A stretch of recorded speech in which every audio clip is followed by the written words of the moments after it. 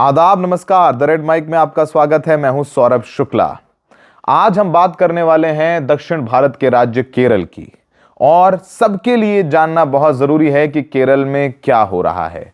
दक्षिण में बीजेपी लगातार कोशिश कर रही है कि वो अपने आप को मजबूत करें, जिसकी एक झलक केरल में नजर आई।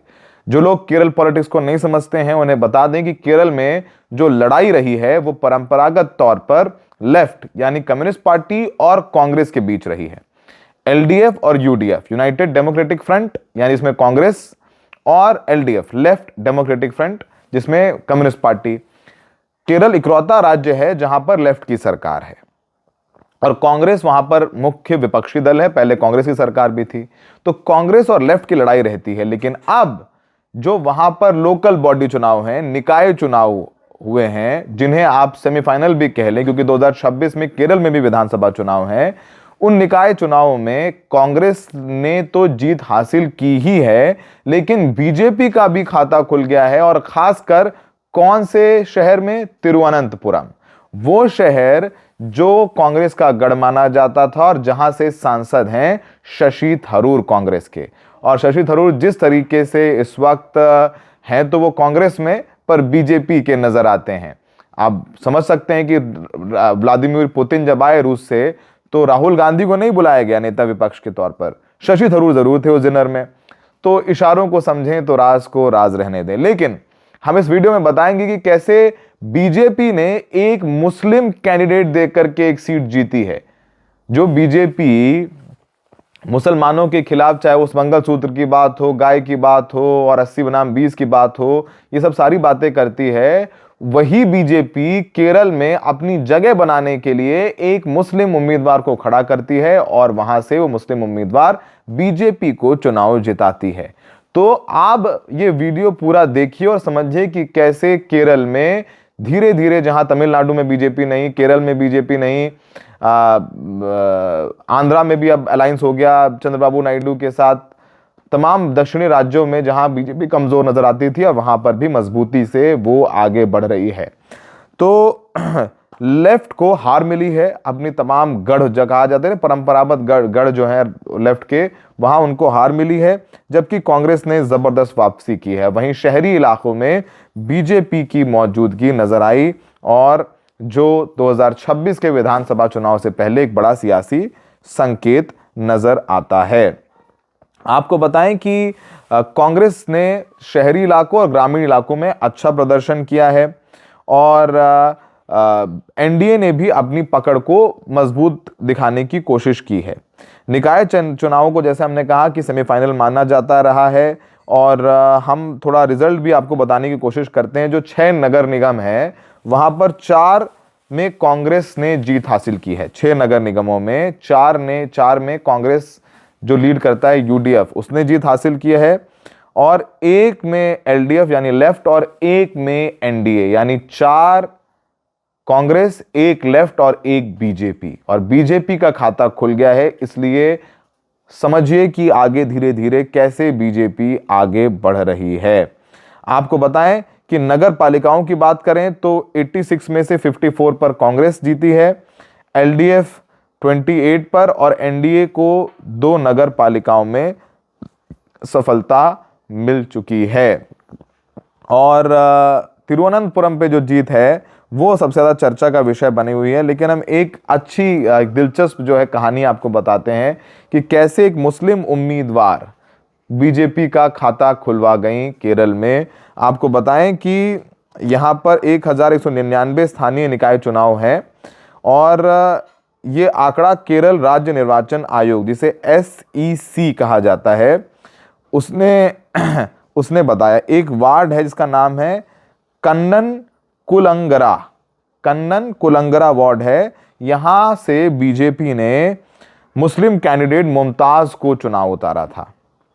वार्ड कन्नन कुलंगरा से मुमताज को बीजेपी ने चुनाव में उतारा था, और वहां से मुमताज ने कांग्रेस को हरा दिया। यानी बीजेपी का झंडा वहां पर एक मुस्लिम कैंडिडेट ने लहराया है, और वो बड़ा उलटफेर भी बताया जाता है।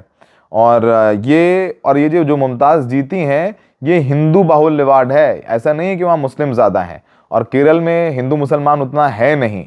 तो सोचिए कि हिंदुओं ने बीजेपी के कैंडिडेट जो है एक मुमताज़ को जिताया है। और बड़ा दिलचस्प है, ये जो सीट आती है वो त्रिशूर जो ज़िला है, नगर निगम है, उसमें आता है, और इसको एक बड़ा संकेत भी देखा जा रहा है। आपको बताएं कि ये जो मुमताज़ हैं वो एकमात्र मुस्लिम उम्मीदवार थी और बीजेपी की कट्टर वर्कर हैं। पिछले 8 साल से वो बीजेपी के लिए काम कर रही हैं, और उन्हें 2 वर्ष पहले बीजेपी के अल्पसंख्यक मोर्चा की भी जिम्मेदारी दी गई थी, वहाँ भी काम करते रहे, और उन्होंने बीजेपी ने चेन्नई में भी काम करने के लिए भेजा था। और ये जो मुमताज़ हैं वो वहाँ पर पेट ग्रूमिंग शॉप चलाती हैं। पेट ग्रूमिंग शॉप मतलब जो पेट होते हैं, कुत्ता बिल्ली वगैरह, उनकी ग्रूमिंग की दुकान चलाते हैं, और वो अपनी जीत का श्रेय प्रधानमंत्री मोदी को देती हैं और कहती हैं कि बीजेपी उसमें से प्रेरित है। अब भाजपा की सक्रिय कार्यकर्ता के रूप में मुमताज़ पार्टी के कई अभियानों, चुनाव प्रचार में रहे हैं। अभिनेता से नेता बने सुरेश गोपी के नेतृत्व में हुए चुनाव अभियानों में सक्रिय रही हैं, और वो चुनाव जीत के आई हैं। मुमताज़ कह रही हैं कि पिछले 8 वर्षों से पार्टी के लिए काम कर रही हूँ। पार्टी ने मुझ पर भरोसा दिया क्योंकि मैं लोगों के बारे में सोचती हूँ, उन तक पहुँचती हूँ। चाहे मेरा व्यवसाय हो या निजी जीवन, मैं समाज में सक्रिय तौर पर जुड़ी रहती हूँ। ये बात मुमताज़ ने कही। तो ये मुमताज़ की बात रही। अब आपको बताएं 2 चीज़ें हैं, एक तो लेफ्ट का कमज़ोर होना और बीजेपी का मजबूत होना, नंबर 1। नंबर 2, शहरी क्षेत्रों में बीजेपी का मजबूत होना, ग्रामीण क्षेत्रों में कांग्रेस का मजबूत होना। क्या लेफ्ट का जो काडर है वो कमज़ोर हो गया है? ये एक बहुत बड़ा सवाल निकल करके सामने आया है। और क्या शशि थरूर ने तिरुवनंतपुरम में, जो केरला की राजधानी है, वहां से बीजेपी को जिताने की कोई कोशिश की है? ये भी एक सवाल है। अब पिछला जो पैटर्न देखेंगे, वहां पर 2010 में कांग्रेस ने शानदार प्रदर्शन किया, तो 2011 में 2011 में कांग्रेस की सरकार ही बन गई विधानसभा में। अब इसके उलट 2020 के निकाय चुनाव में लेफ्ट ने अच्छा किया, तो 2021 में लेफ्ट वापस से सत्ता में आ गई। तो ये सब कुछ है, लेकिन जब जीत हुई तिरुवनंतपुरम से, तो प्रधानमंत्री मोदी भी खुद बधाई देते हुए नजर आए। उन्होंने ट्वीट किया, उन्होंने कहा, thank you Thiruvananthapuram, the mandate the BJP NDA got in Thiruvananthapuram corporation is a watershed movement in Kerala's politics. The people are certain that the development aspirations of the state can only be addressed by our party. Our party will work towards, मतलब हम बहुत खुश हैं, और ये watershed movement है कि हमने वहाँ पर अपना खाता खोल लिया है। मैं बता देता हूँ कि अगर जो विकास कर सकता है तो सिर्फ और सिर्फ बीजेपी कर सकती है। तो बीजेपी के लिए खतरे की घंटी नहीं है, खुशी की बात है। खतरे की घंटी तो लेफ्ट पार्टी के लिए है। आप तिरुवनंतपुरम की बात करें तो सबसे बड़ा राजनीतिक गढ़ जो है वो लेफ्ट का तिरुवनंतपुरम रहा है, और यहां 45 साल पुराने गढ़ को बीजेपी ने ढा दिया। 45 साल पुराने गढ़ को ढहा दिया है। नगर निगम में 101 में से 50 डिवीजन पर जीत एनडीए ने दर्ज की है, स्पष्ट बहुमत हासिल किया है। एलडीएफ सिर्फ 29 सीटों पर सिमट गया, जबकि यूडीएफ 19 सीटें मिली। और वाटरशेड तो बता दिया। बीजेपी ने पलक्कड़ नगर पालिका में भी अच्छा प्रदर्शन किया है, कोझिकोड में भी उन्होंने अच्छा प्रदर्शन किया है, लेकिन बीजेपी ने कोझिकोड में 14 सीटें जीती हैं निकाय में, तो वो भी मजबूत है। तो काफ़ी दिलचस्प है। अब तमाम है, कांग्रेस के लिए भी खुशी की बात है। तो राहुल गांधी ने भी ट्वीट किया है, उन्होंने कहा, salute to the people of Kerala for placing their trust in UDF in local body elections, this is a decisive and heartening mandate. मतलब मैं सलाम करता हूँ केरला की जनता को कि उन्होंने कांग्रेस पर भरोसा जताया निकाय चुनाव में। These results are clear sign of growing confidence in the UDF and point the way towards a sweep in upcoming assembly elections. ये दिखाता है साफ तौर पर कि कैसे आने वाले असेंबली चुनाव में बहुत अच्छा प्रदर्शन करने वाली है कांग्रेस। तो तमाम चीज़ें हैं, लेकिन अब गजब का मामला है। बीजेपी वहाँ पर मजबूत नज़र आ रही है, खतरे की घंटी है। अब आपको बताएं कि शशि थरूर ने भी इस मामले में ट्वीट किया है। वो कह रहे हैं लोकतंत्र की खूबसूरती, अरे हारे हो तुम वहां पे, तुम अपनी सीट में कांग्रेस जिता नहीं पाए। वो कह रहे हैं this is beauty of democracy. और उन्होंने बीजेपी को बधाई भी दी है और काफ़ी जश्न मनाया। तो मतलब आज इस बार जो है जश्न मना रही है कांग्रेस, जश्न मना रही है बीजेपी, लेकिन लेफ्ट के लिए खतरे की घंटी ज़रूर निकल करके सामने आई है। अब क्या होगा नहीं होगा वो नहीं पता, लेकिन तिरुवनंतपुरम से बीजेपी का जीतना लेफ्ट के लिए खतरे की घंटी है। और कांग्रेस को भी देखना होगा कि अब कैसे जो दक्षिण भारत के दो राज्य में तमिलनाडु और केरल में बीजेपी नजर नहीं आती थी, वहां भी वो अपनी जड़ें मजबूत कर रहे हैं। और इकलौता राज्य है जहां लेफ्ट की सरकार है। क्या इस बार अगर लेफ्ट हारती है, कांग्रेस जीतती है, तो धीरे धीरे क्या लेफ्ट का जो की जगह है वो बीजेपी ले लेगी? बहुत दिलचस्प है। कुछ रिएक्शंस आए हैं, उन रिएक्शंस के साथ आपको छोड़े जाते हैं। Accept the people's verdict. In the democratic process, we believe that the people are the masters. When they make a verdict, we are all obliged to see it as a people's mandate. With that idea in mind, we respect them. And we will learn the lessons out of that. The Communist Party will have its meetings tomorrow and after tomorrow in Trivandrum to make our review of these results. Sonia Gandhi भी शिरकत कर रही हैं, vote चोरी को लेकर है, क्या कहेंगे? देखिए, उसको एक विषद फलक पर देखिए। और जब स्टीलिंग ऑफ इलेक्शन कहा जाता है तो उसमें बहुत सारी चीजें हैं। इलेक्टोरल रोल का मसला है, कितनी ओपेसिटी थी, कितनी ट्रांसपेरेंसी थी, लेवल प्लेइंग फील्ड का मसला है।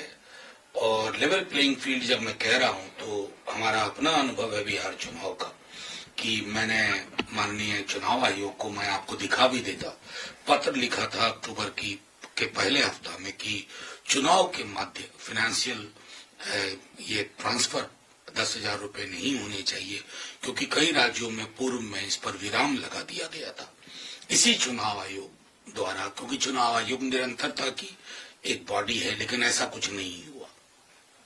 तो लेवल प्लेइंग फील्ड नाम की चीज काफूर हो गई है और जाहिर तौर पर इट इम्पैक्ट्स इलेक्शंस। और चुनाव आयोग स्वयं भी, मैं समझता हूं, उनकी भी प्रतिष्ठा दांव पे है और इससे उनको भी परेशानी होनी चाहिए। सर, टीएमसी और बीजेपी जो है वो आमने सामने आ गए हैं, जिस तरीके से मेसी के इवेंट में हंगामा हुआ उसके बाद। देखिए, मैं अभी चूंकि बंगाल में हुआ, मैं आपको सिर्फ कहूं कि बीते, अगर मैं बाकी दिन छोड़ दीजिए, 1 वर्ष को देखूं तो कितनी जगह स्टैम्पीड हुए, कितनी जगह ये चीजें हुई। मैं बार बार ये कहता हूं, अगर हम क्राउड बुलाना इस देश में मुश्किल नहीं है, क्राउड मैनेजमेंट के लिए क्या होता है, सिर्फ कलकत्ता में हुआ वो महत्वपूर्ण नहीं है। As a nation, the governments everywhere, beginning from the central government, आपके पास क्या एसओपी रहता है, क्या तैयारियां होती हैं। आए दिन कई जगह सत्संग में किसी बाबा के यहाँ सैकड़ों लोग मर गए। कौन होते हैं ये? ऑर्डिनरी लोग। कोई हादसा वहां नहीं हुआ, वो एक अलग मसला है, लेकिन अपने आप में मैं समझता हूं क्राउड मैनेजमेंट हमारे इस विशाल देश में, अब देखिए थरूर जी का क्या कहना है, उनके कहे पे मैं प्रतिक्रिया दूं ये उचित नहीं है। बहुत बड़े लेखक हैं, बहुत बड़े राजनेता हैं, लेकिन मुझे दुख इस बात का हो रहा है कि तिरुवनंतपुरम के नतीजों में इतना उत्साह आ गया लोगों को कि पूरे केरला के बाकी नतीजे बिसरा दिए। थ्रिसूर क्यों नहीं चर्चा कर रहे हो? वहां का एमपी कौन है? जाहिर तौर पर चर्चा समग्र होनी चाहिए ना, लेकिन क्या करें, प्रधानमंत्री जी ने एक ट्वीट किया, उसके बाद ट्वीट की बाढ़ आ गई, तो लोगों को लग रहा है कि सिर्फ त्रिवेंद्रम में लोकल सेल्फ बॉडी का ये चुनाव हुआ था।